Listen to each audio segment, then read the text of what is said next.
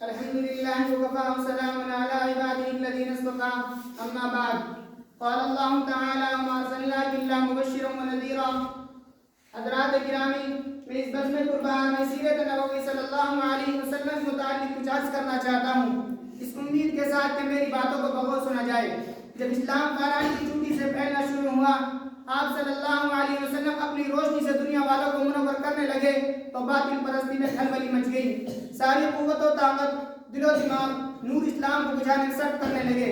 راستے میں کانٹے بچھا کر، پتھروں سے دبا کر، تپتی زمین پر سلا کر، گھر بار اجاڑ کر پیارے رسول صلی اللہ علیہ وسلم کی آواز کو دبانے کی کوشش کر رہے تھے، مگر حق کی آواز روز بڑھتی جا رہی تھی.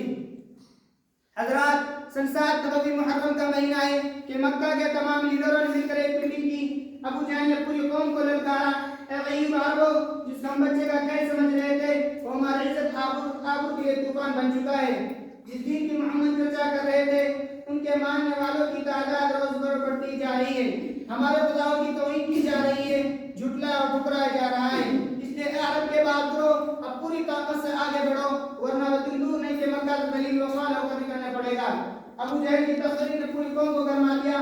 طرح طرح کی تدبیریں پیش کی گئی. بڑی دیر کے بعد ہولناک تدبیر پاس ہوئی، محمد اور ان کے ماننے والوں کو بالکل بائیکاٹ کر دیا جائے، خرید و فروخت، سلام کلام، لین دین بالکل بند کر دیا جائے. چنانچہ ایک عہدنامہ لکھ کر کانا کعبہ کی دیوار پر لٹکا دیا گیا. یہ پوری قوم کا فیصلہ تھا، اس کے کرنے کو کسی کی اختیار نہ تھا، کسی کی مجال نہ تھی. مسلمانوں کو شیخ ابو طالب بند کر دیا گیا. مسلمانوں بچے، بوڑھے، جوان، عورتیں سب تھے. کھانے کے سامان دھیرے دھیرے ختم ہو گئے. درختوں کے چھالے کھا کھا کر، کانٹے چبا چبا کر دن کاٹنے لگے. صرف پابندی ایام میں ایک دن کے لیے ہٹا لی گئی. مسلمان گھاٹی سے باہر آ گئے، کپڑا پھٹ گئے، آنکھیں دھس گئی، قدم لڑکھڑا رہے تھے. حضرات گرامی، قربان جائے ان مسلمانوں پر جن کی زبان پر کوئی شکایت نہ تھی. مسلمانوں کی خستہ حالت دیکھ کر کفار کہا لگا رہے تھے اور کہہ رہے تھے، اے مسلمانوں، کیوں تم اپنے آباء و اجداد کا دین چھوڑ کر الہ کو برباد ہو رہے ہو؟ ابھی تم محمد کا ساتھ چھوڑ دو، ہم تم پر سے ساری پابندیاں ہٹا لیں گے. مگر مسلمانوں نے جواب دیا، اے کفار سن لو، ہم حق پا چکے ہیں، ہم دربار محمد میں اقرار محمد کر چکے ہیں، ہم پر اسرار محمد کھل چکا ہے، انوار محمد سے فیضیاب ہو چکے ہیں، گفتار محمد ہم کو محو کر دیا ہے، لہٰذا ہم طوفان سے ٹکرا سکتے ہیں، خون کا دریا بہا سکتے ہیں، بھوک سے تڑپ تڑپ کر دم توڑ سکتے ہیں، مگر مصطفیٰ کی رسالت سے انکار نہیں کر سکتے. اسی ابتلائی و آزمائش کے بعد پورے 3 سال مکمل ہونے والے ہیں. خوراکیں ختم ہو گئی، درختوں کے پتوں اور چھالوں کو ختم کر ڈالا.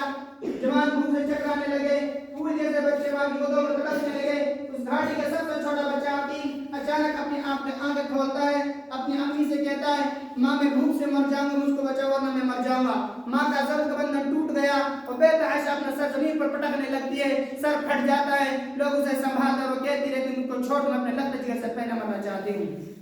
دنیا والوں، ذرا سوچو کیسی سنگین گھڑی تھی، کیسا بھیانک منظر تھا، پھر بھی رسول کی باتوں سے منہ نہ موڑا. آج ہم بھی تو اپنے رسول کی غلامی کا دعویٰ کرتے ہیں، اس لیے سن لیجئے، اگر ہم نماز پڑھتے ہیں، روزہ رکھتے ہیں، حج ادا کرتے ہیں، زکوٰۃ دیتے ہیں، تب تو واقعی ہم اپنے دعوے میں پکے ہیں، ورنہ ہمارا دعویٰ باطل و بیکار ہے. پہلے مسجدیں تھی کچی تو پکے تھے نمازی، پہلے مسجدیں تھی کچے تو پکے تھے نمازی، آج مسجدیں پکی تو کچے نمازی. بھلا بتائیے، ہمارا رسول اللہ صلی اللہ علیہ وسلم اور صحابہ کرام نے کتنے مصائب و آلام برداشت کیے، اور ان سنگین گھڑیوں کو کیوں کر برداشت کیا؟ کہ وہ کمزور تھے، کہ وہ بے بس تھے؟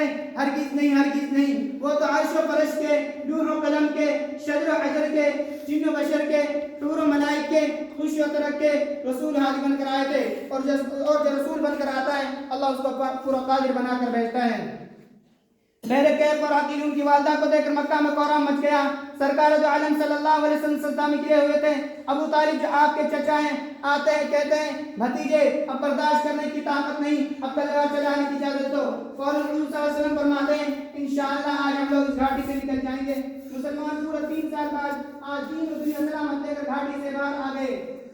میرے دوستو، بہت کچھ کرنے کے بعد یہ دین ہم تک پہنچائے اور ہمارا حال ہے کہ ہم اس کا مذاق اڑاتے ہیں. حضور صلی اللہ علیہ وسلم ہمیشہ اپنی امت کی نجات کے لیے غمگین رہا کرتے تھے، رات و رات اپنی امت کی بخشش کے لیے خدا تعالیٰ سے دعائیں کرتے تھے. اسی عالم کی حضرت جبرائیل علیہ السلام تشریف لاتے ہیں اور حضور صلی اللہ علیہ وسلم فرماتے ہیں، اے حضرت العزت الشہنشاہ عالیہ، اللہ نے آپ کو سلام فرمائے. حضرت جبرائیل علیہ السلام خوب جانتے تھے کہ حضور صلی اللہ علیہ وسلم کس وجہ سے غمگین رہتے ہیں، پھر بھی دریافت فرماتے ہیں، کہتے ہیں فوراً حضور صلی اللہ علیہ وسلم فرماتے ہیں نہ جانے میری امت کے ساتھ قیامت دن کیسا معاملہ ہوتا ہے. پھر حضرت جبرائیل علیہ السلام آپ صلی اللہ علیہ وسلم کو لے کر ایک قبرستان کے پاس جاتے ہیں جہاں کافر اور مومن دونوں طرح کے مردے مدفون تھے. پھر حضرت جبرائیل علیہ السلام ایک مردے کی قبر پر ہاتھ مارتے ہیں اور کہتے ہیں قم باذن اللہ. مردہ جو ہی آواز سنتا ہے فوراً باہر آتا ہے. اس حال میں اس کا چہرہ روشن ہے اور منہ سے کلمہ توحید لا الہ الا اللہ کی آواز آ رہی ہے.